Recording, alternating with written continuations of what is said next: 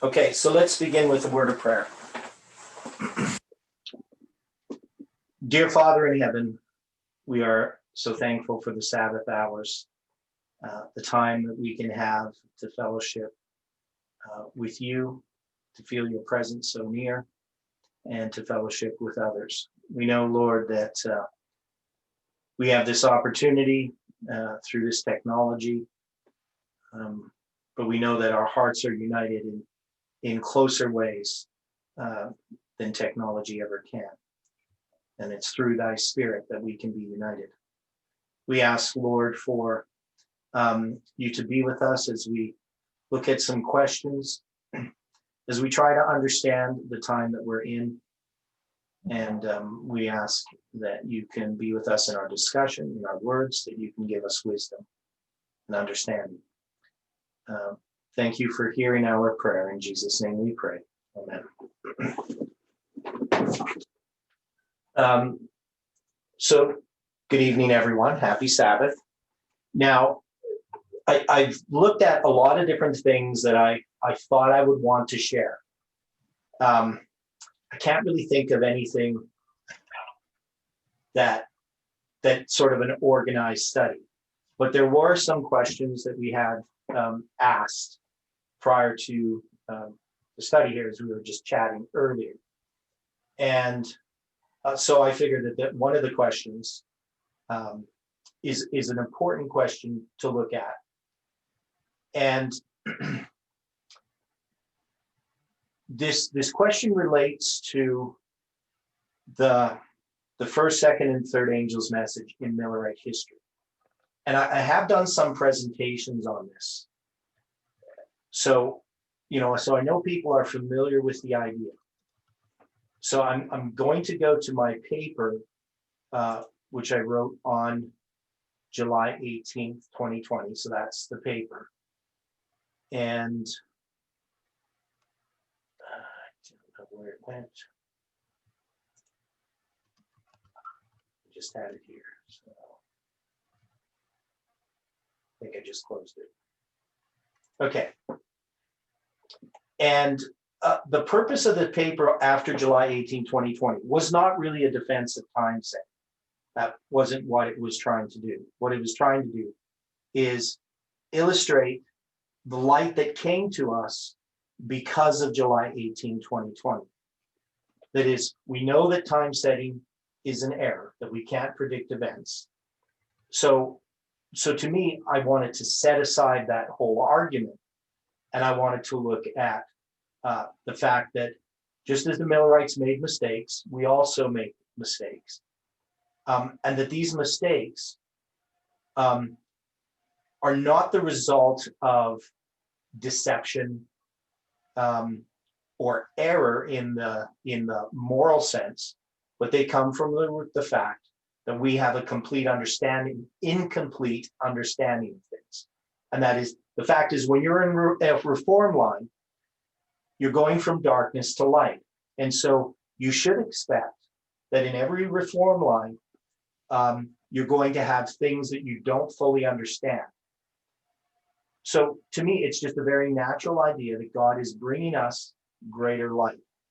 Now, the purpose of the three angels' message is it's a three-step testing prophetic message that develops and demonstrates two classes of worshipers.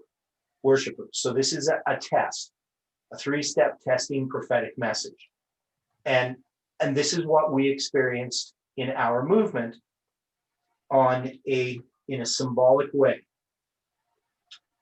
Now, the whole point of the lines that God gave us had been distorted, and part of it was a misunderstanding. And I'm just going to bring up my paper here. A misunderstanding of the first and second angels' messages, and specifically what Ellen White talks about in regard to the parable of the 10 virgins. So these are statements here in the Spirit of Prophecy. The first one is from Review and Herald, August 19th, 1890.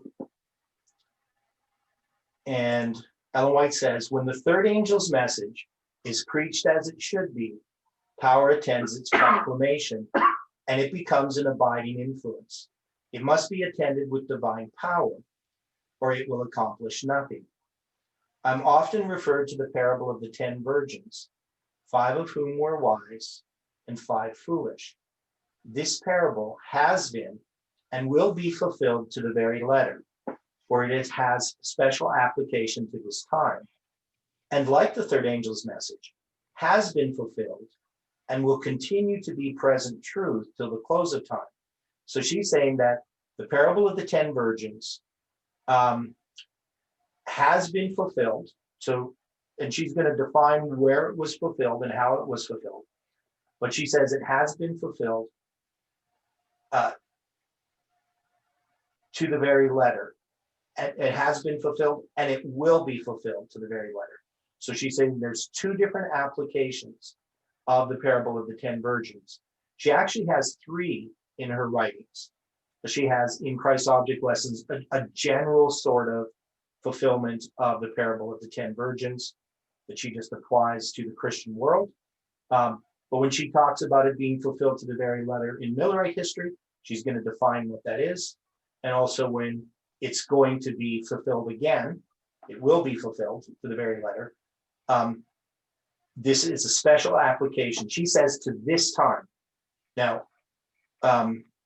so when she's talking about this time, she's placing herself in the time of the repeat of the first and second angel's messages, or the parable of the 10 virgins. But she doesn't know exactly where she is. So when she's writing, she's really writing for us at the end of time. So the third angel's message has been fulfilled and will continue to be present truth till the close of time. So I'm going to illustrate this on the board. In the parable, the 10 virgins had lamps, but only 5 of them had the saving oil with which to keep their lamps burning. This represents the condition of the church. So one of the things that she says about the parable of the 10 virgins is it's about the church. And we will see that the third angel's message is a message to the world. Now, any questions on those thoughts? Because sometimes this is one of those points that because we're kind of familiar with the parable of the 10 virgins, that even when we say something, we sort of read into it what we already think. So my view is that the parable of the 10 virgins specifically refers to the first and second angel's message. So Ellen White's going to tell us this. This is in Spirit of Prophecy, Volume 4. In the parable of the 10 virgins, Matthew 25, the experience of Adventists is illustrated by the incidents of an Eastern marriage. Then shall the kingdom of heaven be likened unto 10 virgins, which took their lamps and went forth to meet the bridegroom. While the bridegroom tarried, they all slumbered and slept. The widespread movement under the proclamation of the first message answered to the going forth of the virgins. So she is saying that the first angel's message, if we're going to compare it to the parable of the 10 virgins, is the going forth of the virgins.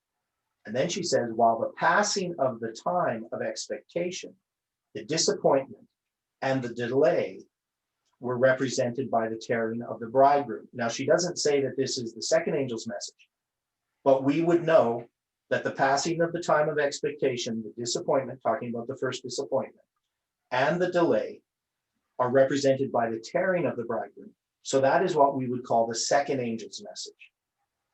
After the definite time in the spring of 1844 had passed, the true believers were still united in the belief that the end of all things was at hand. But it soon became evident that they were losing to some extent their zeal and devotion, and were falling into a state denoted in the parable by the slumbering of the virgins during the tarrying time. So here you can clearly see that she's talking about the tarrying time as being the period after the definite time had passed. That's the definite time of Miller. To basically the arrival of the third angel's message. That is the period of the tarrying time. And so that would be the second angel's message. So one of the things you can see there then is that the parable of the 10 virgins comprises the history of the first and second angel's message, but it doesn't comprise the history of the third angel's message, because the third angel's message is a message to the world, where the first and second angel's message are a message to the church. Now, I have this illustrated here. I'm going to draw this again on the board, but just the simple way of looking at it is the going forth of the virgins. This is the history of the first angel's message. And then the tarrying time, this is the history of the second angel's message. And that is the parable of the 10 virgins. It's going to end on October 22nd, 1844, with the arrival of the third angel, which is the closing of the door to the marriage. But it doesn't come, yeah.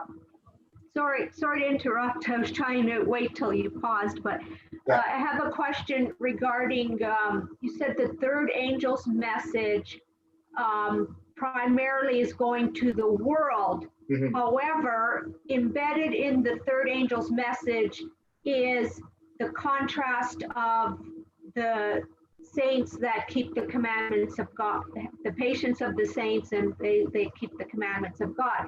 So that in essence is the righteousness by faith message embedded in that third angel, which in 1888 was to go to the church. So am I wrong in comparing that part of that message is going to the church? Well, I would say yes, in the way that you're saying. Maybe I'm not explaining it right. So the first and second angel's messages prepare us to give the third angel's message. Now, obviously, in order for us to give the third angel's message, we have to have righteousness by faith, right? But the giving of the third angel's message is related to righteousness by faith, which is tied in with the Sabbath, right? So those two things go together, because when you're dealing with the Sabbath is about righteousness by faith. And the third angel's message is the message that is given to the world. That is, obviously the people in the church have to have internalized that message in order to give it. Amen. But it's not the message that is going to the church. That is, it's not the first and second angel's message. The third angel's message is a distinct message which goes to the world. The parable of the 10 virgins, Ellen White says, is about the church. So in order to give the third angel's message, you have to experience the first and second angel's message, right? That's what that's about. Now, the world doesn't experience the first and second angel's message. So this is another point that needs to be understood. That is, when we're looking at a reform line, we need to know who the reform line is about. And the reform line in the context of the first and second angel's message is about the church, because the church is going to give the everlasting gospel, which is the third angel's message, to the world. Now, there is obviously a three-step testing prophetic message that's going to be involved in that with the world as well. But it's not the same messages. That is, the world doesn't have to experience the first and second angel's message in order to receive the third. We have to experience it. They don't have to experience. That is, they don't have to be Seventh-day Adventists in order to accept the third angel's message. They don't have to go through that experience. So, and I know that can be a bit confusing because we think about the everlasting gospel as this three-step testing prophetic message. But I have another question, Theodore. Yeah. So I understand that those first and second angels messages were an experience. However, fear God is still part of the entire three angels message. Fear God, give glory to him, and then Babylon is fallen. They still have to understand those two, even though we experienced going through that. Right. But they have to still understand it. Yeah, they have to understand it. I'm just saying that they're not going to go through, we're not going to have another reform line for the world that includes the first and second angel's message experience. Because the world is accepting the third angel's message, which means they also have to accept the first and second, but they're just not going to go through a reform line. So because if you understand what Ellen White is saying here, she's basically arguing that the third angel's, the first and second angel's messages were for the church, to prepare the church to give the third angel's message. And so on October 22nd, 1844, when the third angel's message arrived, they still hadn't even understood the Sabbath and the sanctuary yet. Right, that was going to take time to develop their understanding of it. And it's not really even until 1850 that they have sorted through the new light that had come to them. So, but if the church had done its work, they could have given the third angel's message much sooner. That is, they could have understood the truth when they got there. And in the message of Samuel Snow, the second angel's message, was concealed the needed light for them to unlock the third angel's message. That is, the reason for their disappointment was concealed within Samuel Snow's messages. And these were a number of things which we know about. Obviously, he was talking about the types, right? So without an understanding of the types, when they got to October 22nd, 1844, they wouldn't have been able to interpret what had happened, right? There was also the midst of the week. The midst of the week was an extremely important part of Samuel Snow's message. And it was not something that was understood by Miller. That is, Miller did not have Christ crucified in the midst of the week. He had him crucified in 33 AD in the spring, and that was the end of the 70 weeks as far as Miller was concerned. So, so this light wasn't fully comprehended and even really fully appreciated until after October 22nd. Even though it was part of Snow's message, it wasn't the main part of his message. That is, it wasn't something that people needed to see in order to accept his message. It was part of it, but that wasn't what they were focused upon. And so these two things, the 70th week and the midst of the week, and the understanding of the types, and this is really the spring and fall types understanding, this is developed within Adventism. So Adventists later came to understand what those things meant to some degree. And I think part of the key to the light that we're having now actually goes back to these things. So there's a whole bunch of light in the midst of the week that this movement has never fully understood yet. And there is also a great deal of light dealing with chronology and so forth that we're just starting to comprehend. Now, so getting to the idea of the third angel's message, we're gonna come to that. Now, Ellen White comments, she has some more comments here. She says, as the churches refused to receive the first angel's message, they rejected the light from heaven and fell from the favor of God. They trusted to their own strength, and by opposing the first message, placed themselves where they could not see the light of the second angel's message. So we know this truth, that if you don't receive the first angel's message, you can't receive the second. Near the close of the second angel's message, she says, I saw a great light from heaven shining upon the people of God. The rays of this light seemed bright as the sun, and I heard the voices of angels crying, behold, the bridegroom cometh, go ye out to meet him. So this is very interesting regarding the second angel's message, that Ellen White sees this great light from heaven shining upon the people. So this is in vision that she sees this. So there was this light regarding the second angel that was extremely powerful. Now she's going to say in the next statement, those who rejected and opposed the light of the first angel's message lost the light of the second, and could not be benefited by the power and glory which attended the message, behold, the bridegroom cometh. So obviously, if we don't receive the first angel's message, we could hear the second angel's message, but we're not going to be benefited by the power and the glory which attends that message. So she again says, those who rejected the first message could not be benefited by the second, neither were they benefited by the midnight cry. Now, so the midnight cry is part of the second angel's message, but it's specifically when it was empowered. And she says, which was to prepare them to enter with Jesus by faith into the most holy place of the heavenly sanctuary. So this is the point that I was making regarding the midnight cry, is that the midnight cry was to prepare them so that they could accept the third angel's message. Because in order to enter with Jesus by faith into the most holy place of the heavenly sanctuary, that's the third angel's message. And by rejecting the two former messages, they have so darkened their understanding that they can see no light in the third angel's message, which shows the way into the most holy place.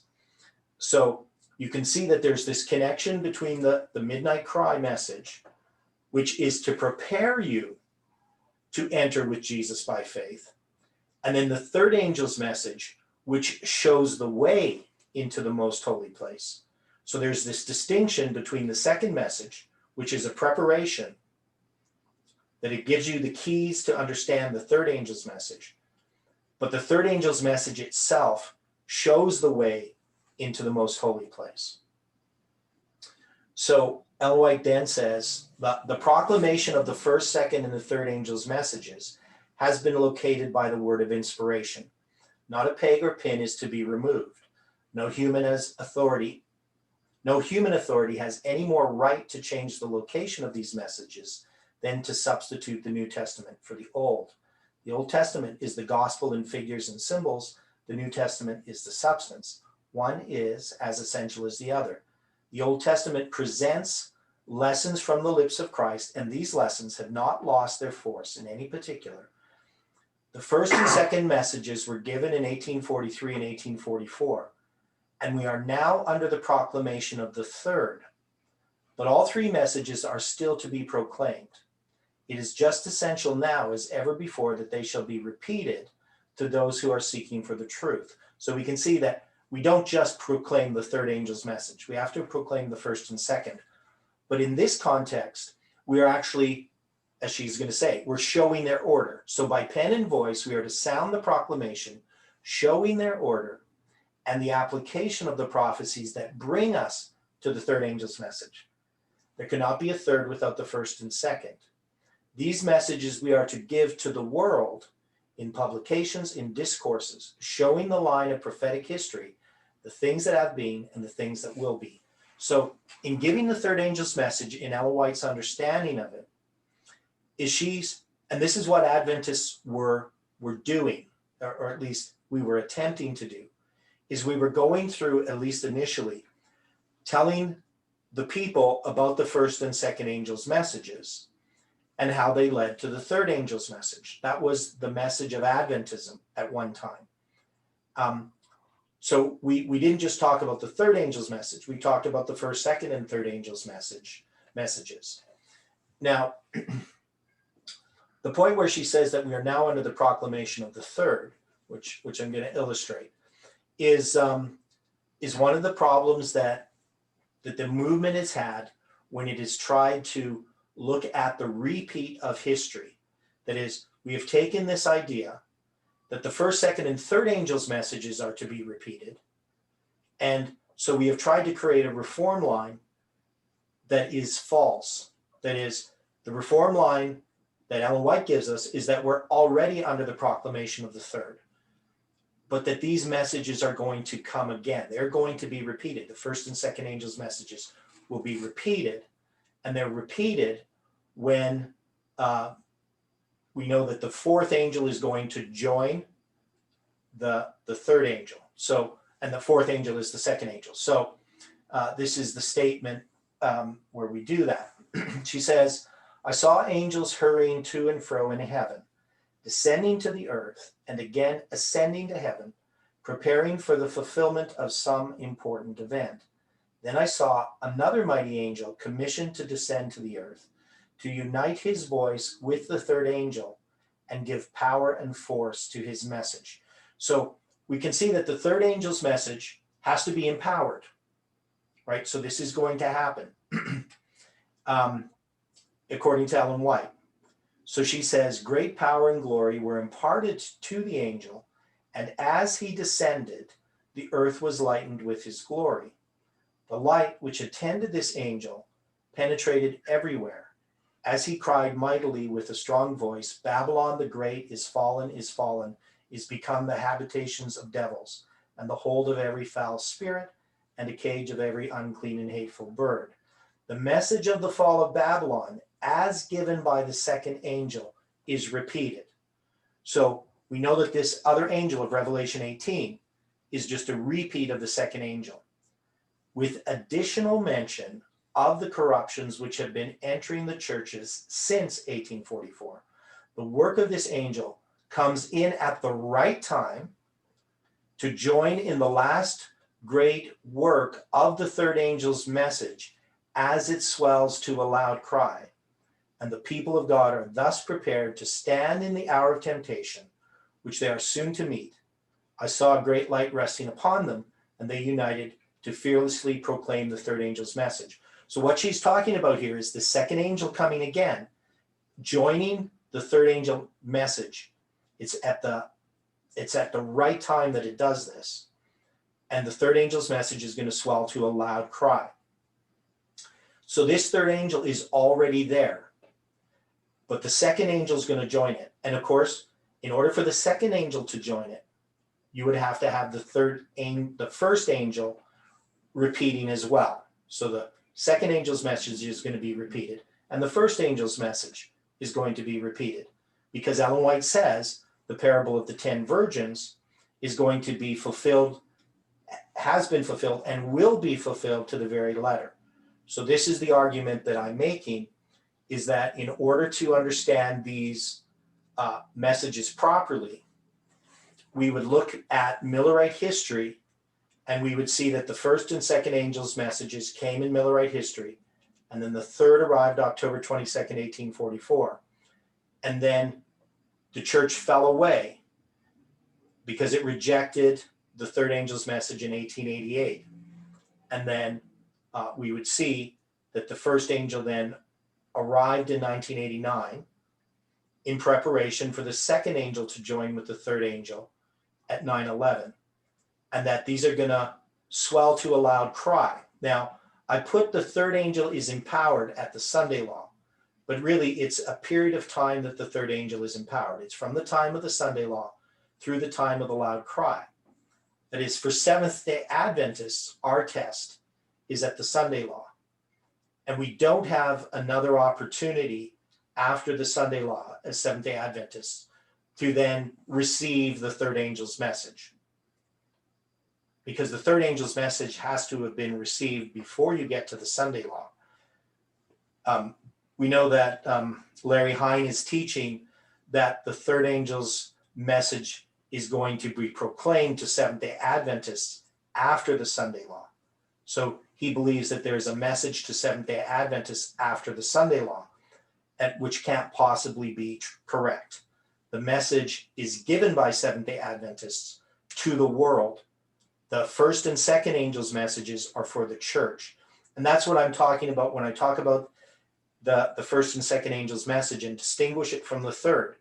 In order for the church to give the third angel's message, it has to experience the first and second. That is, they're preparatory to giving the third angel's message. And when we give the third angel's message, Ellen White says that we show the proper place of the messages. And that would include Millerite history. And for us now, it would include our history. So part of the message that we give to the world in giving them the third angel's message is we're giving them the history of the first and second angel's message, both in Millerite history and in our history. Because in order to appreciate the third angel's message, they need to appreciate the history that led up to that third angel's message. So you can't just preach righteousness by faith without the prophetic understanding of the parable of the 10 virgins, the first and second angels' messages. So that's kind of the point. And many Adventists believe we can just preach the third angel's message. They think that is the message that we have, and so we're going to preach this righteousness by faith message. Now, I'm going to ask a question. Why, if you try to present the third angel's message of righteousness by faith, why will it fail if you don't provide the background of the first and second angel's message? So I want somebody to answer that question, or maybe a few people to answer it.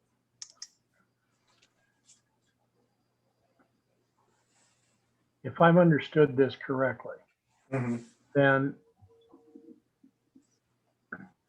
in order to properly give the message of the third angel, of course, we have to understand the first two, but the first and the second would be equivalent to being able to show the courtyard and then the holy place, with then the third angel's message being that of the most holy place, so that we're truly showing the way through the sanctuary. Okay, so now you're sort of encapsulating this in the sanctuary message itself, which is an illustration of something, right? Correct. Right, because the sanctuary message isn't just about what happened in the temple. No, It's actually an illustration of salvation. exactly. And so when you have an incorrect understanding of the sanctuary, what is your third angel's message going to be? I mean, we can just look at Adventism and tell you that. So what happens when you get rid of the investigative judgment? You get rid of the first and second angel's message historically.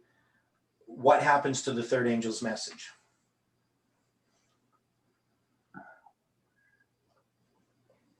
If third angel's message in quotation marks, Sure. righteousness by faith, what happens to it? It basically gets replaced with what some would call cheap grace. Right. So it gets replaced because, and there's a number of reasons why. So even if you go back to 1888 and you look at why did the preaching of Jones and Wagner fail? Because they presented righteousness by faith correctly. So Ellen White has no objection to what they presented. Right? They were God's appointed messengers and gave a message, and in the clearest light possible.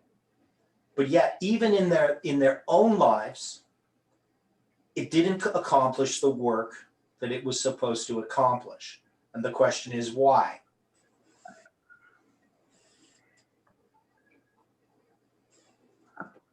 In the context of what we just discussed.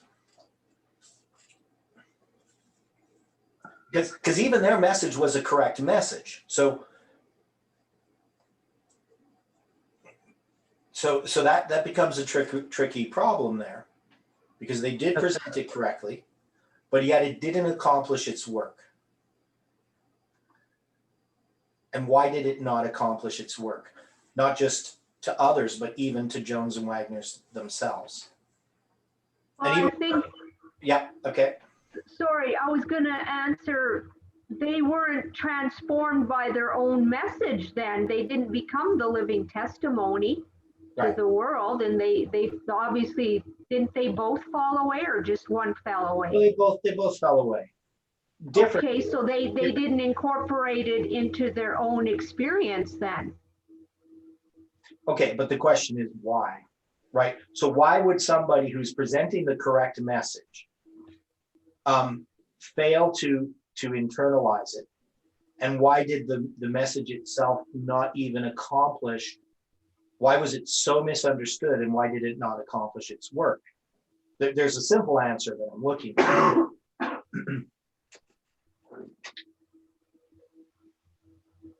Because we know that the third angel's message is going to accomplish its work at the end of time. And what's going to be the difference this time? Well, the Holy Spirit. Okay. The Holy Spirit was there in 1888 as well. Mhm. Yes. So maybe, well, I'll see if I can phrase this the way that you're leading toward, Okay. that Jones and Wagner had the message, but they had not internalized the message. They had not accepted it in such a way where it had a transforming power in their life and the way that they approach situations. Right. And the reason is, why did that not happen? Or the question, why did that not happen? What's the reason? Self. Well, I'm not disagreeing with you, Chris. Self is correct, but it's also another point from there.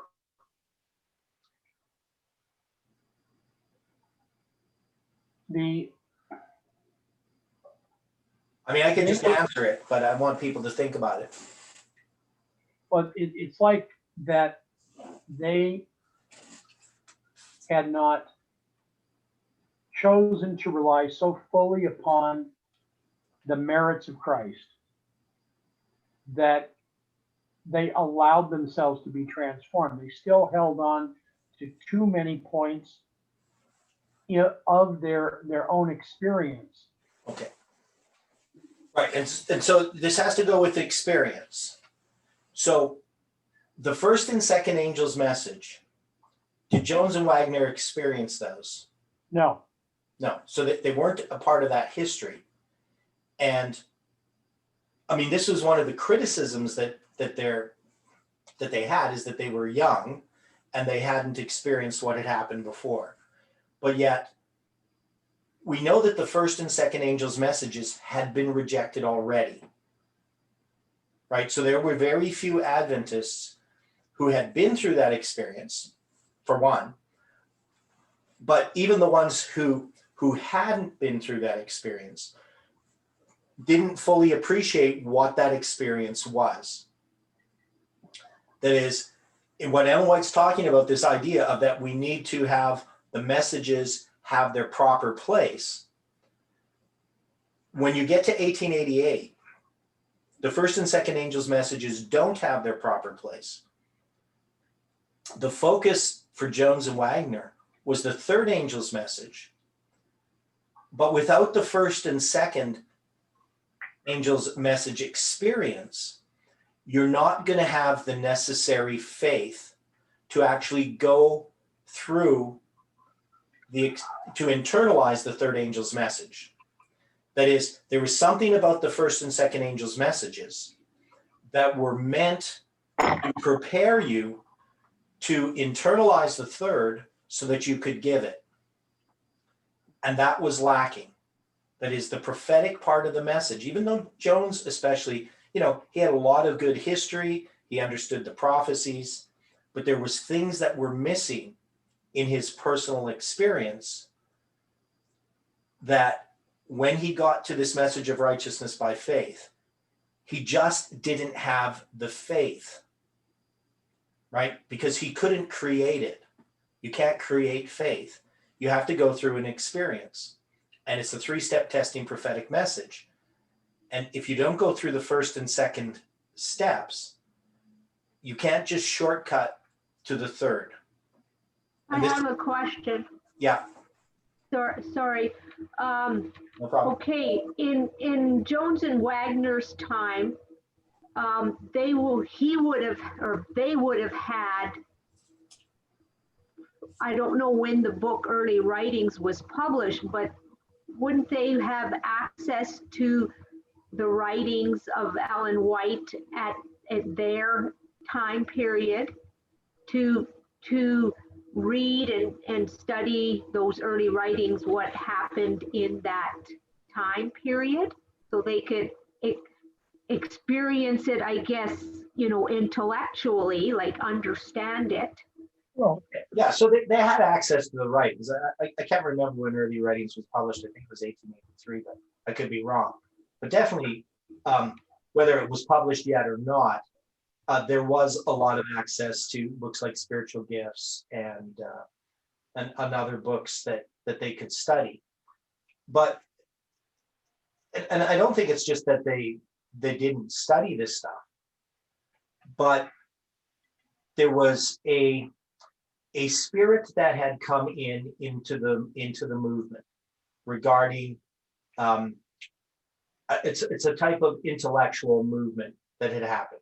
That is, they had really rejected the principles of Miller's understanding of studying, right? So Protestant methods had come in. And we know that's why in 1863 that they had rejected the 25-20. So they had that period of time from when Hiram Edson had written his articles in 1856 to 1863. They had those 7-year period in which they could have gone back and understood those messages. But God still had his timing for the message of righteousness by faith, because it had to come based upon the reform line, but it also had to be rejected.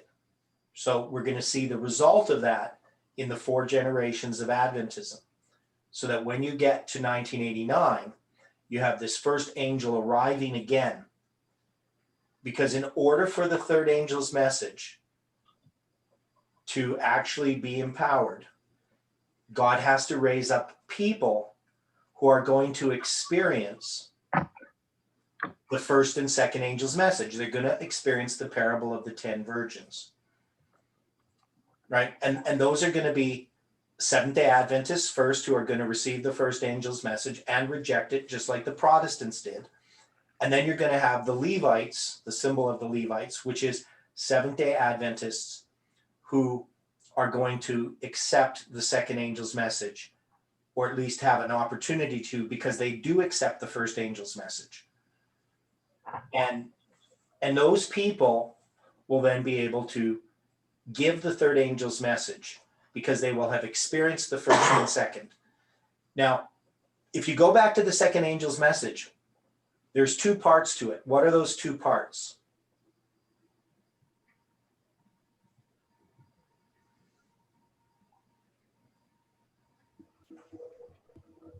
Babylon is fallen, and behold, the bridegroom cometh. Right. So you have these 2 parts. One is Babylon is fallen. So in 1888, already the idea that the Babylon is fallen isn't quite fully accepted. That is, they are reading lots of Protestant writings and they're accepting lots of Protestant doctrines. They just don't realize it yet. And this would be very similar to the Jews when they were influenced by Greek thought in the time of Christ. In sometimes in just answering, they go on to the ground of the enemy. That is, they, in order to justify their views in their own mind, they adopt some of the ideas of the Protestants. And so they have to become now scholarly and be able to answer the objections that are being presented against Adventism. And in so doing, they actually adopt some of the thinking of the Protestants. So that part, Babylon is fallen, is partly rejected, at least in practice, not necessarily intellectually, that people know that they're rejecting it, but they are rejecting it. And then behold, the bridegroom cometh. What is encompassed in this message, behold, the bridegroom cometh? What is the spirit of that message? It's a warning message. It's a warning message, but it's an immediate message, right? It's a warning, and it's also a preparation message, because you can't go out to meet him unless you're prepared. Right. So in 1888, what are Adventists obsessed with? They're obsessed with the Sunday law. Okay, well, they're not obsessed with the Sunday law. They're obsessed with stock market. If you read the history of 1888, this is a time of the gold rush and all of these mineral stocks. And Adventists, the real thing is they've lost their first love. They're totally obsessed with making money, because this is a really prosperous time in American history. And Adventists had gone through some real hardships, 20 years, 25 years before, right? In 1863, when the church formed, Adventism was in a time that was very, very difficult in American history. When you get to 1888, they're now very prosperous. And so their desire for Christ to return has really been diminished. Even though they have this message about the second coming of Christ, that's actually not really what they're interested in. They're interested in winning arguments against other people about the Sabbath. So one is they're preaching the law until it's as dry as the hills of Gilboa, Ellen White says. That was the comment I was going to make, Theodore, that they were very obsessed at that time period with the law. And so that's when righteousness by faith, you had to have the balance of the law and the gospel and faith. Yeah, well, that's kind of a misrepresentation, what you just said there, that you get from the church. It wasn't so much that they were talking about the law, that they were legalists. That wasn't really the issue. The point was that Ellen White makes is that when they talked about the law, it was something that was just dry. That is, it wasn't part of their experience. So they weren't legalists. They weren't caught up in the particulars of, they weren't Pharisees in that sense. They weren't caught up in trying to just do what's right. The problem is that they were just arguing about the law. It was detached from them. It was an intellectual idea that they were presenting, they were debating with other people. And so that's why she says they preach the law until it's as dry as the hills of Gilboa, is it wasn't internalized. And the message of righteousness by faith was meant to internalize the law. Now, the problem is it couldn't do that because you need the first and second angels' messages to do their work first. So people weren't wanting the third angel's message. Even if you intellectually could argue it, like Jones and Wagner could, there still was all these other things going on in their lives. They didn't have the prophetic faith to accept this message. They didn't have that true faith that comes from experience, right? So it was just an intellectual argument. Now God led in it because he needed that message proclaimed. And Jones and Wagner at some point must have had some kind of experience. But as time went on, it just became, again, a point of contention rather than an experience. So I know, and when you're studying this history, these are very simplifications of this history, because like I've read all of the materials from that history, and it's a very complex history, and most Adventists have a distorted view of it because of the historians who have distorted it. Okay, somebody had a comment? Theodore, Yep. let's talk a little bit more about the experience that they were lacking. Are we talking about an abiding day by day walk with the Lord, or instead being drawn into worldliness and worldly affairs, worldly things? Can you expound a little bit more on what you've read about this experience that they were lacking? Okay, so thanks for that question. Now, the experience is the first and second angels' messages, right? So just in a simple way to look at it is that there is something about the experience of the first message, fear God and give glory to him, for the hour of his judgment is come. So that's something that we have to experience. And then the second angel's message, which is a message about Babylon has fallen. And also it is the message, behold, the bridegroom cometh, go ye out to meet him. That's part of it. That's the midnight cry. So those two things go hand in hand. Now, what I'm arguing is that this movement has experienced in a typical way the first and second angels' messages. And we could see that even within this movement, very few people received the first angel's message. And then when we get to the second angel's message, we see that that message is now being rejected by many people in the movement. And so we're going to see people in the movement is going to repeat the history of the Millerites, in that many people will say we need to go back and preach whatever this message is that this movement is about, and yet we're going to deny the first and second angels' messages to do it. So if we understand who we are and when we are, we would realize we're neither the SDAs or the Levites in this line, that we're a special class, and that special class existed in Millerite history. So I'm going to draw this again, and I know I've drawn it lots of times in different ways, and it's in the paper all drawn out, but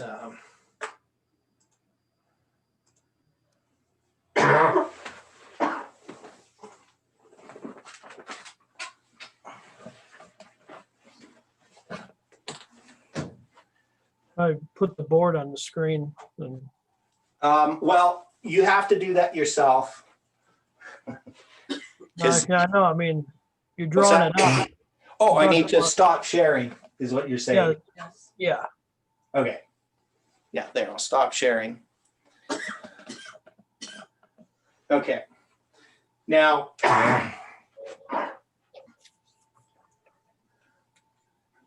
I'm going to try to do this in the simplest way I can, but basically, you have the first, second, and third angel's message. The first, the second, and the third. And we just said that this was Protestants, and this was Millerites, and this is the church, and this is the parable of the 10 virgins, because that's a message about the church. And we know that the third angel arrived, and then it continues in our history. So we're under the proclamation of the third. And we know that the second angel at 9/11 is going to join with the third. But we know that in 1989, you have to have the first arrive in order for the second to arrive.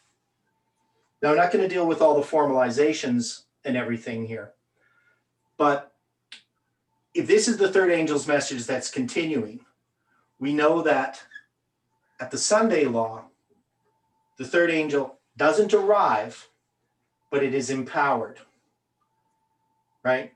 So you have to still have these 3 steps. In every reform line, the third angel arrives, and it never, ever has been empowered. In every single reform line from the beginning of time, the third angel always arrives, but there's always a falling away that happens in the first generation. And you'll see, like in our history, you have, 1888, and you would say, well, the third angel's message, is empowered here, but it's not empowered. It's formalized, but it's not empowered. And that will happen in every history. You'll have the third angel arrive, and there will be a type of formalization and some acceptance of that.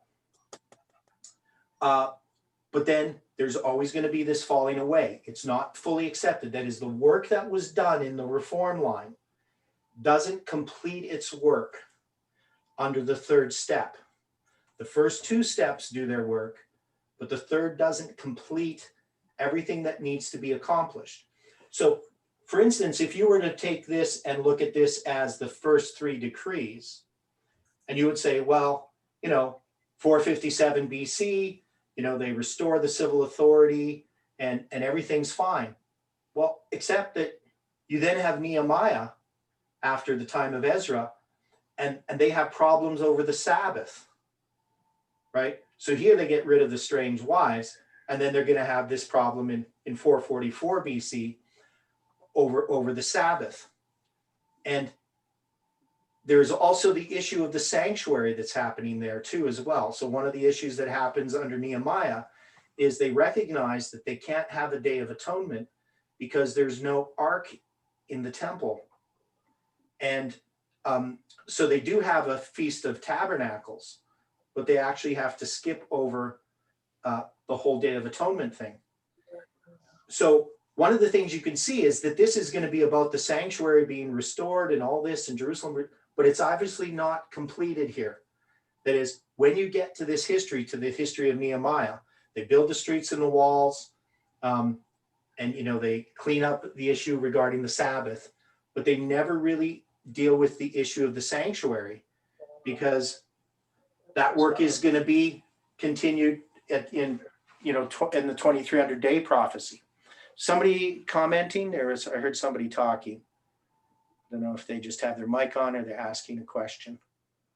Okay, so that was just somebody with their mic on. So if you look at this history, then we know that we're going to be coming to the Sunday law. And this is what we're being prepared for. Now, Daniel Fontenot has been doing some presentations where he's really clear that we're coming to the Sunday law.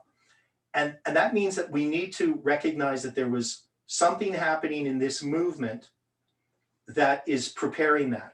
Now, I don't know if he's in full agreement with me on this point, but one of the things you see in Millerite history is Samuel Snow's letters.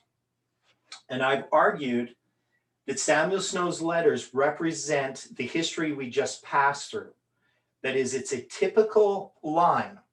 In Samuel Snow's letters, it's got the two Passovers on either side of the first day of the first month.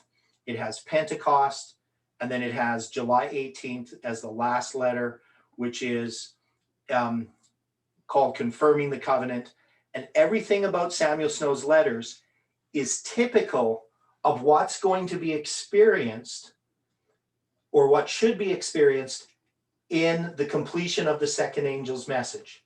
So it's showing the division, the rejection of the first angel's message, and the acceptance of the second, and pointing to the completed work. That is, it's actually typical of something that's going to happen at the end of the world, but it also does prefigure what's going to happen in this line. And in our history, we also have what we call the PBM. So really, Samuel Snow's letters is the PBM. It's the prediction before midnight. And we have in our history this prediction before midnight.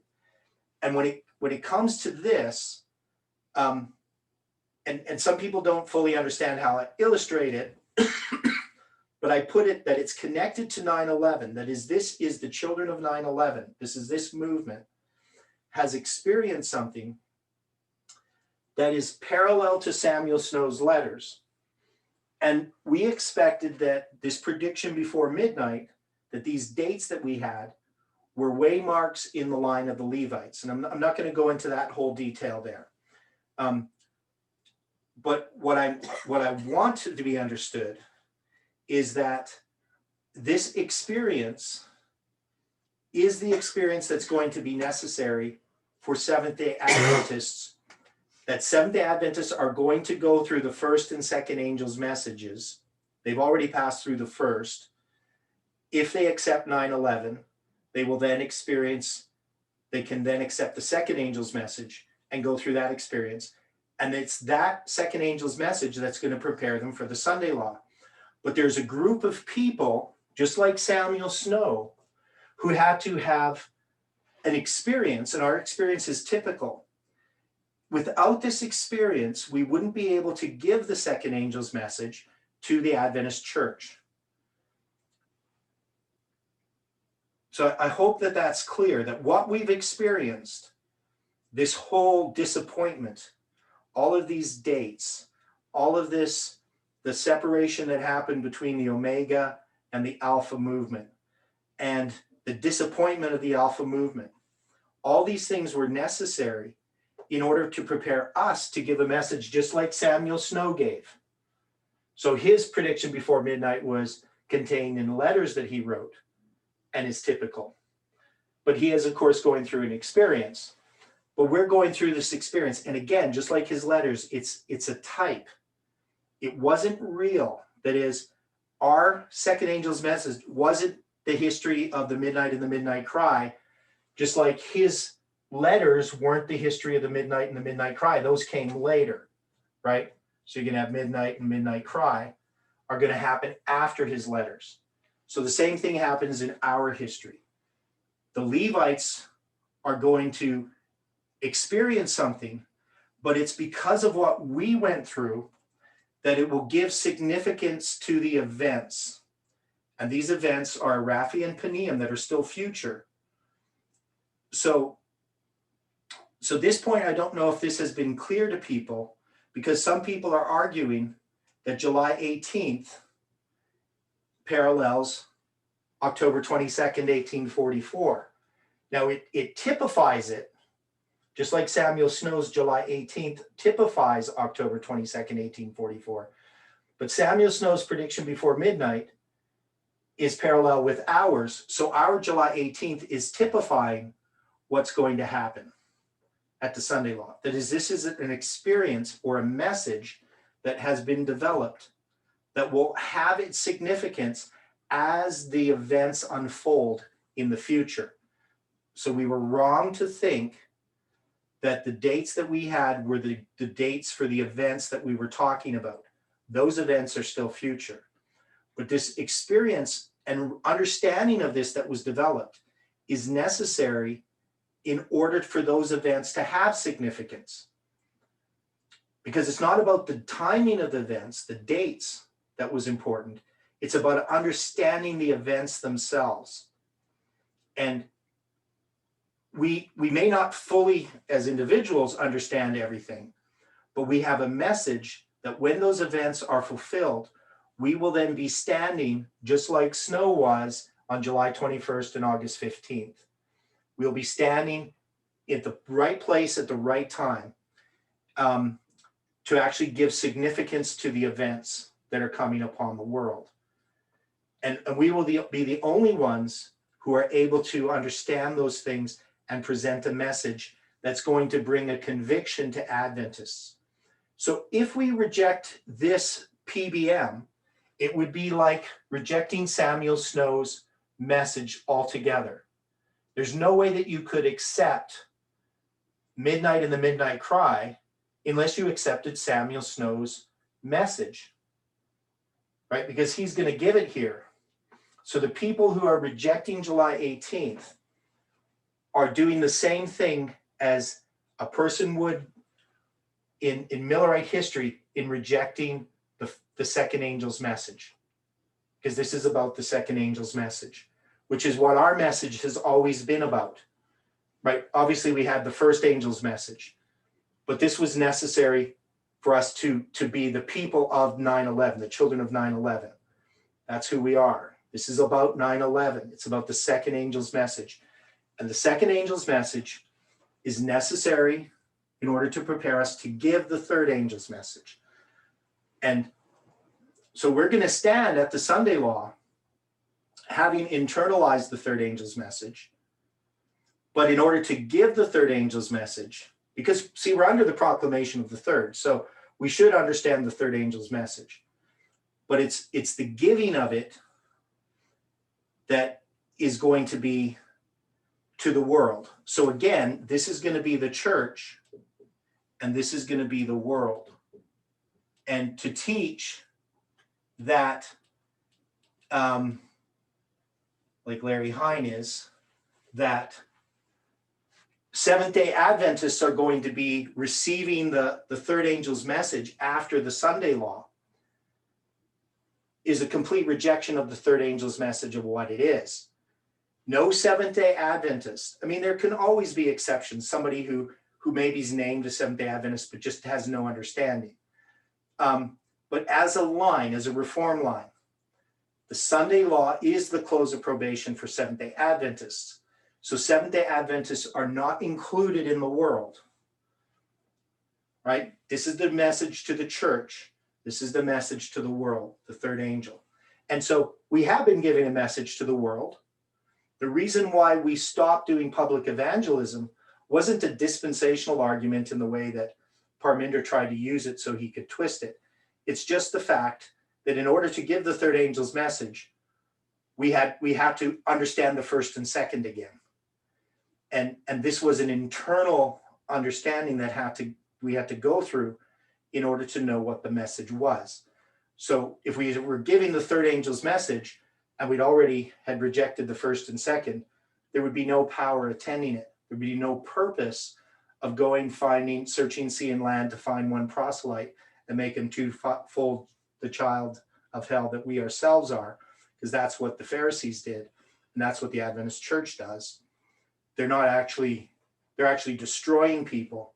And we could say, well, we were giving a good message. We could do public evangelism.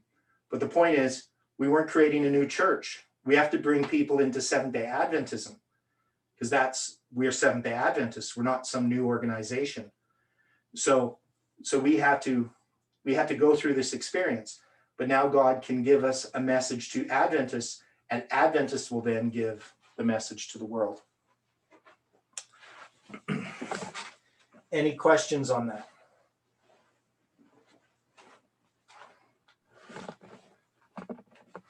Okay, based on what you were just presenting there at the board, where would you place Ezekiel 9? Would you place it before the Sunday law?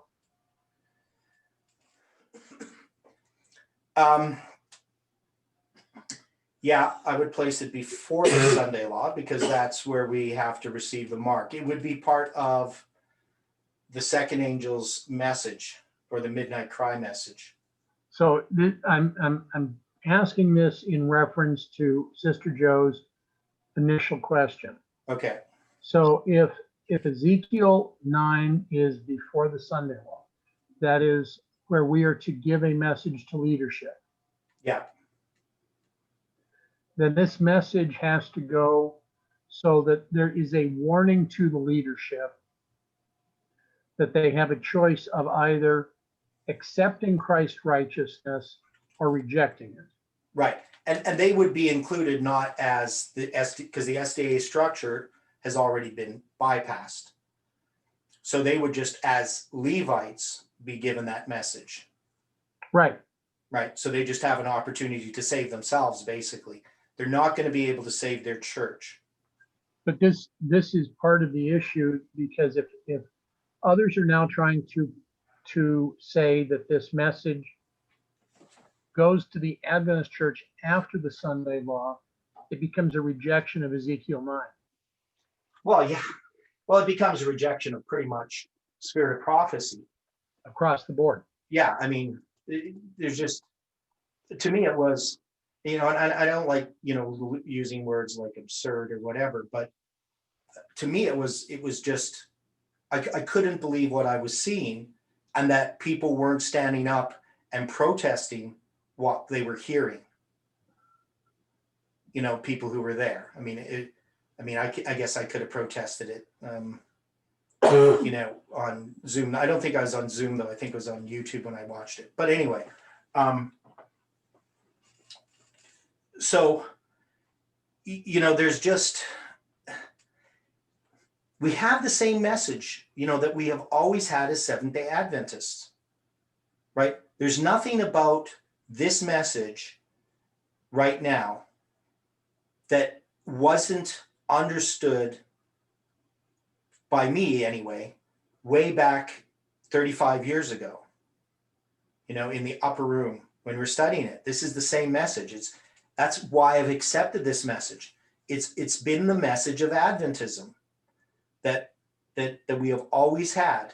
Now, there's more insight and more unfolding, more clarity, but there's nothing about the message right now that contradicts what has long been established by reading the Bible in the spirit of prophecy. We don't have a new message, right? But we have a clear understanding of what that message is that we've always had. So it's now clearer. And July 18th has made it super clear. It should be to everybody in this movement who has ever been a Seventh-day Adventist, we should have seen very clearly that we now just experienced something, and that this experience was from God, and that it wasn't the result of error. Now, it's true that we didn't understand everything, but that's different than error, right?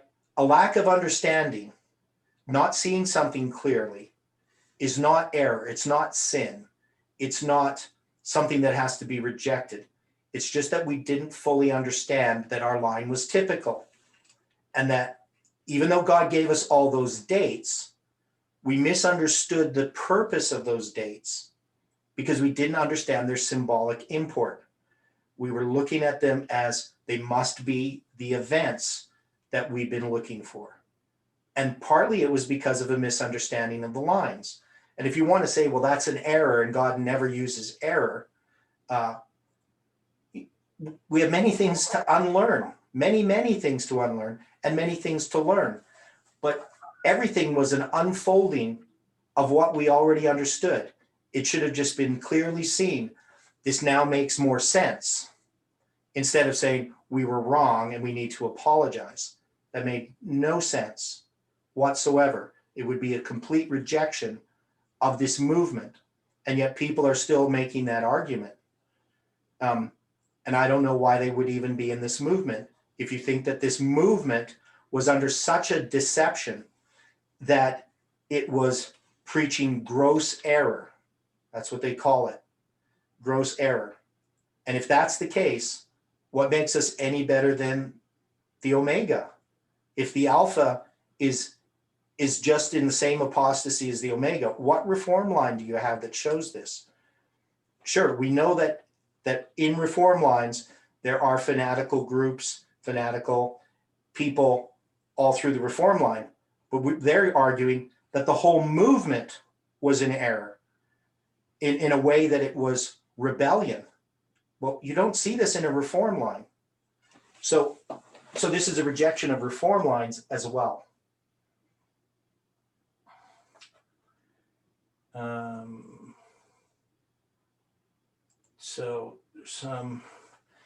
Angela has a comment. She says, I noticed this a day or two ago in 2 Kings 1, verse 9 to 16. So I'm going to go there. I'll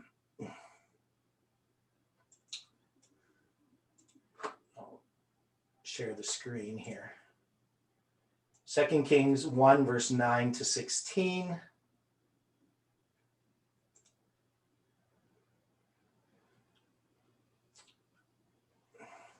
She says, 153 envoys from Ahaziah, 102 whom were burnt to death. The third group was 51, was spared because the captain was humble and penitent, pleading for his own life and that of his troops. Ahaziah, like Saul, sealed his perdition by seeking a demon going into spiritualism. Elisha gave a doubled message. So there's a connection to this Samuel Snow's letters and the PBM there. So let's read this, what she's talking about. Then the king sent him a captain of 50. I'm actually going to go back. This is Elijah denounces Ahaziah. So then Moab rebelled against Israel after the death of Ahab, and Ahaziah fell down through a lattice in his upper chamber that was in Samaria and was sick. And he sent messengers and said unto them, Go inquire of Beelzebub, the god of Ekron, whether I shall recover of this disease. But the angel of the Lord said to Elijah the Tishbite, Arise, go up to meet the messengers of the king of Samaria, and say unto them, Is it not because there is not a God in Israel that ye go to inquire of Beelzebub, the god of Ekron? Now therefore, thus saith the Lord, Thou shalt not come down from that bed on which thou art gone up, but shalt surely die. And Elijah departed.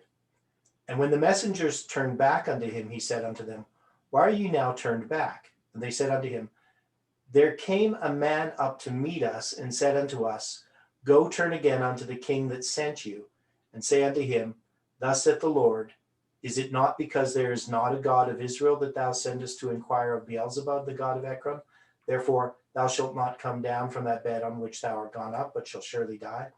And he said unto them, What manner of man was he which came up to meet you, and told you these words? And they answered him, he was an hairy man, and girt with a girdle of leather about his loins.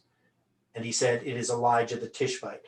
So this message that comes to Ahaziah comes through these other people, but which is kind of interesting. Then the king sent unto the captain of 50 with his 50, and he went up to him, and behold, he sat on the top of an hill. And he spake unto him, thou man of God, the king hath said, come down. And Elijah answered and said to the captain of 50, if I be a man of God, then let fire come down from heaven and consume thee and thy 50. And there came down fire from heaven and consumed him and his 50. And he also sent unto him another captain of 50 with his 50. And he answered and said unto him, O man of God, thus hath the king said, come down quickly. And Elijah answered and said unto him, them, if I be a man of God, let fire come down from heaven and consume thee and thy 50. And the fire of God came down from heaven and consumed him and his 50. And he sent again a captain of the third 50 with his 50.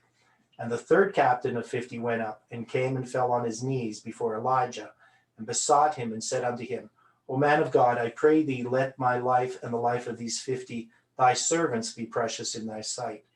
Behold, there came fire down from heaven and burnt up the two captains of the former 50s with their 50s, and therefore let my life now be precious in thy sight. And the angel of the Lord said unto Elijah, go down with him and be not afraid of him. And he arose and went down with him unto the king. And he said unto him, thus saith the Lord, for as much as thou hast sent messengers to inquire of Beelzebub, the god of Ekron, is it not because there is no God in Israel to inquire of his word? Therefore thou shalt not come down off that bed on which thou art gone up, but shalt surely die. So he died according to the word of the Lord, which Elijah had spoken. So in this story, there's three groups. So altogether it's 153. And the significance of that is that ties us to the 153 days of Samuel Snow's letters from February 16th, 1844 to July 18th, 1844. So that's 153 days, if you just count it in a cardinal fashion. And it's a symbol that comes from the 153 fishes, which is a message that must be prophesied again. So it's kind of interesting that we have these three groups of 51. Now, so that's what I think that Angela's trying to tie this to Samuel Snow's letters and the prediction before midnight. So one of the characteristics we had of our prediction is that it meant to prophesy again, which would mean it's a typical line that would not be fulfilled as we thought it was going to be fulfilled, but we would have to proclaim it again. So that's one of the things we need to do, is to study the message and proclaim it again. Now, any other thoughts on this? So it's just a very interesting section that Angela had us look at. So, and she brings it in because of this PBM, this prediction before midnight. And any thoughts on this? I mean, one is, you see it's three messages. So it symbolizes first, second, and third angel's message. But the first two are different than the third, in that the first two, the captain of 50 and his 50 are destroyed, where in the third they're not.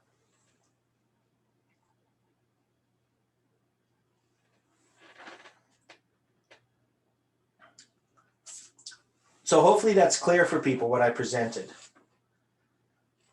And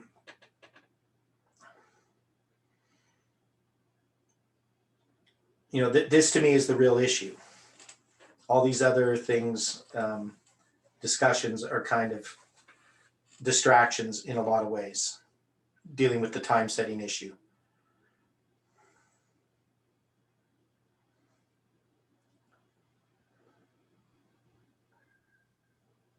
Anybody with any thoughts, questions? As I was listening and just kind of going back over some things, one of the points that others are trying to drive was that setting the date of July 18th was a sin, and they were trying to make it that this was a gross violation of God's law. Mhm. Now, as I have been studying on other points, during the reign of Saul, he was given a charge that he was to go up against the Philistines, but before engaging in battle, he was to wait 7 days for Samuel to come, right? Yeah. So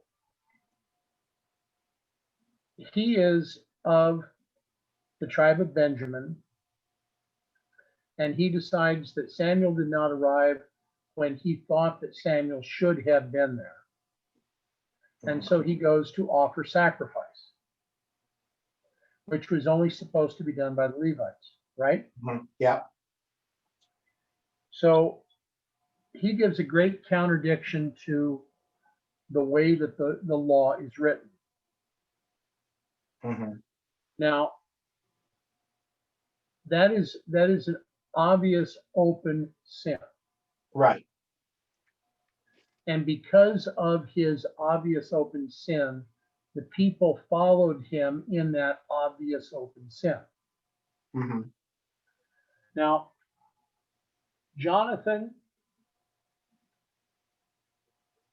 is the one that began by going against the Philistines and took one of their strongholds. Right. So we had studied this out where Jonathan is fighting and winning, but doesn't hear about the vow of Saul that you The can't get it. proclamation, the rash.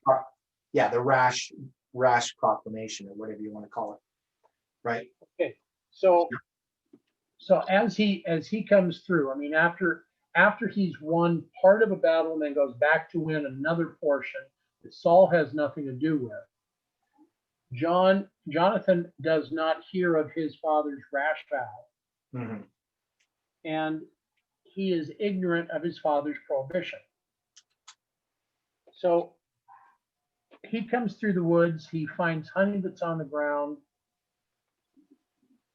He eats some of the honey and his eyes are open.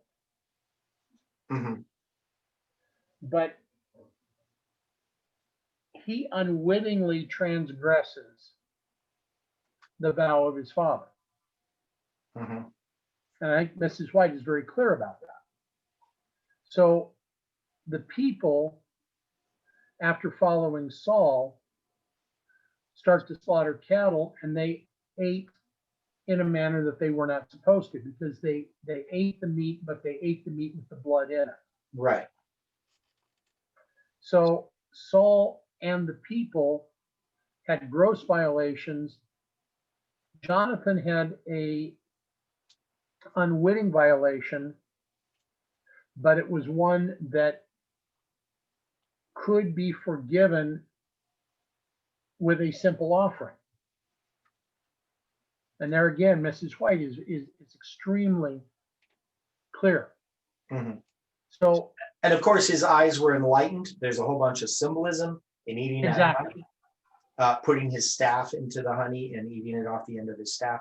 There's all kinds of symbolism in there. And, there are such a thing as sins of ignorance. exactly. And when you look at what we did with July 18th, Right. a person could try to characterize this that we just disregarded Ellen White's counsel, but that wasn't the case. Jeff was very, very clear of what Ellen White's counsel was when he presented in Canada in August of 2018 that we were now going to time set. He basically just presented against time setting. Right? He gave all of the arguments. He went through his paper that he had presented, had written for Parminder back in 2012. He went through all of the reasons why we can't time set. So, but he recognized that this was a special case, that there was something that God was doing And we hadn't even had the dates yet, right? He just knew that God was going to do something for a reason. And that was of God, right? So even before we had a date, Jeff is saying we can't time set, but for some reason, we're going to be setting a date. And later on, he came with the conclusion that this was the same test that Abraham was being given. That as Jeff started to recognize that there was something going on, that time already existed within the movement. And then what happened with with November 9th was definitely God showing us that time was in the movement, but he was also showing us at the same time that there was a false movement going on, which it took us time to see. So God actually used the time setting to undermine Parminder and Tess's attempt to take over the movement completely. And that was time setting that God used to do that. But it was also part of this whole message. So you can look at it on the one hand that, Saul is going to be representing the apostasy of the Omega, but Jonathan represents something of the Alpha, right? Okay. Is that the way you would try to look at it? Well, what I was looking at on this is that I've lined up Saul with the Adventist Church. Okay. I've also lined it out in a situation where the movement is now at a crossroads. Mm-hmm. Yeah, so there's two different applications you can make of it. Right. And the reason that I'm looking at this with the movement being at a crossroads, Saul was so filled with pride that he would not humble himself in front of the people. He wanted to have this great show in front of the people of what was going to go on. And that's why he went to give the sacrifice, even though he was not a Levite. Mm-hmm. Now, the movement has July 18th. The question is now, are we going to humble ourselves so that God can work through us to be able to show the rest of the church and the world what it means to become righteous by faith? Right. And, one of the things about this is, both sides argue that, we have to humble ourselves. But the interesting thing is, I don't see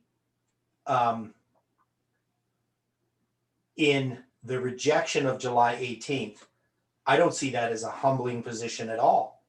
That's actually a self-justifying position. Right. A humbling position is to accept July 18th.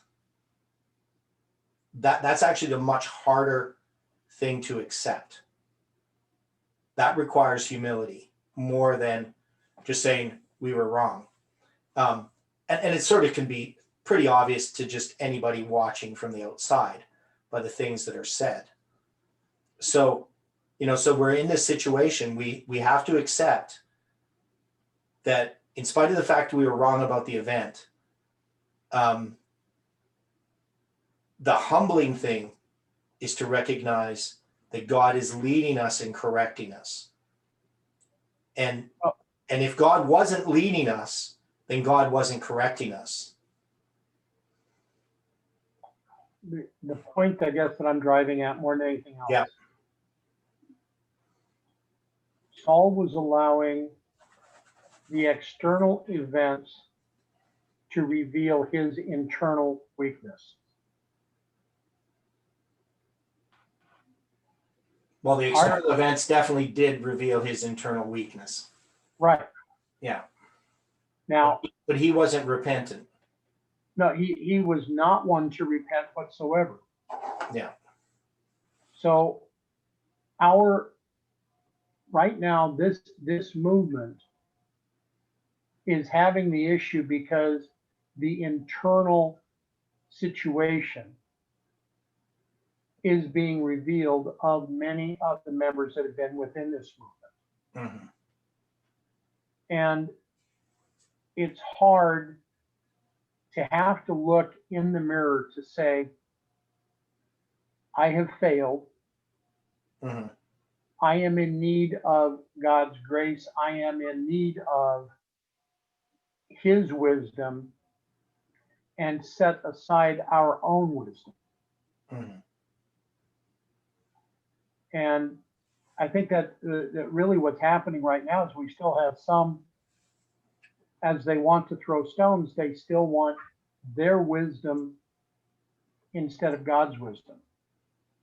Mhm.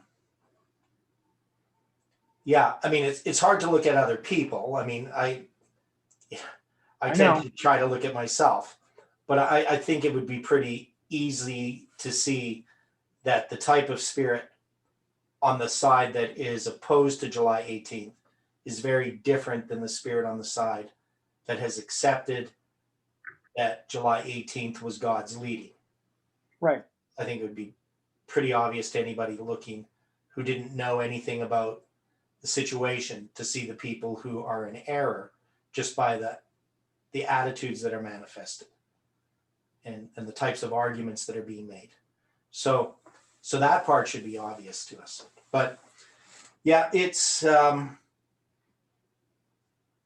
it's a difficult thing. Like I'm still working on the paper on answering questions about time setting. And as I keep getting through the paper, keep writing it, I mean, I'm making arguments against time setting. That's basically what my paper is. It's impossible to write about time setting without writing against it. And to me, that's something that was really clear right from the beginning, is that every time I approached this issue of what we were doing with time, is all I could see is Ellen White's counsels against time setting. And I would look at the principles involved and say, somehow this is a special case because it doesn't transgress the principles that Ellen White is laying out. And so I think that's an important point. Anyway, I want to close with prayer. I don't want to keep going on. I don't want to go too long. Even though I'm like 100% better, I still get very tired. So hopefully that doesn't last too long. I'm still going to probably be taking lots of naps during the day, even when I'm working, not when I'm working, but in between when I'm working. But anyway, so I do thank everybody's prayers for Heidi and I. And Heidi, now has her sense of taste back, which is really a blessing because she was pretty worried about it. And so we still can use your continued prayer, and we need to keep praying for one another. So unless there's any final comments, we can close with prayer. Theodore, when you get a chance, just look at the question I was asking you about some information in the chat bit, but that could be well after. Thank you. Okay. Yeah, I can do that. And I know tomorrow I have, I got the Sabbath school at Three Angels Messages Fellowship. What is the Sabbath school supposed to be anyway?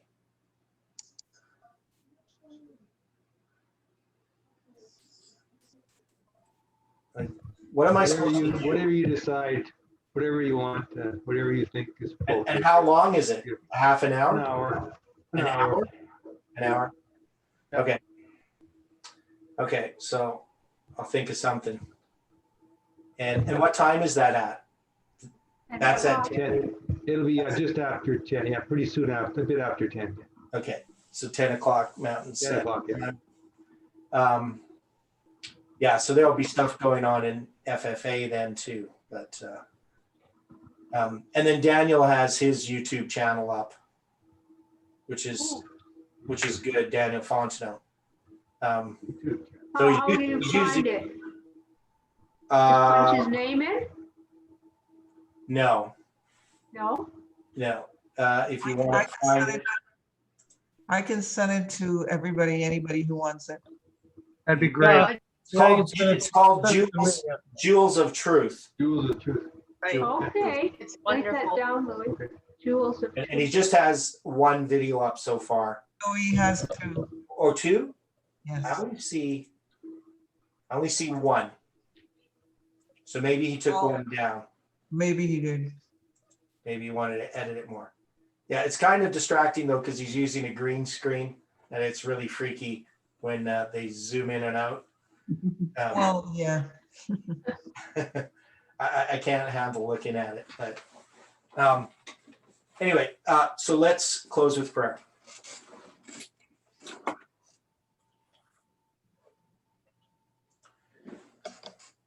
Dear Father in heaven, we are so thankful for the Sabbath. Once again, we ask that your presence can be with us throughout this day, that you can give us a special blessing.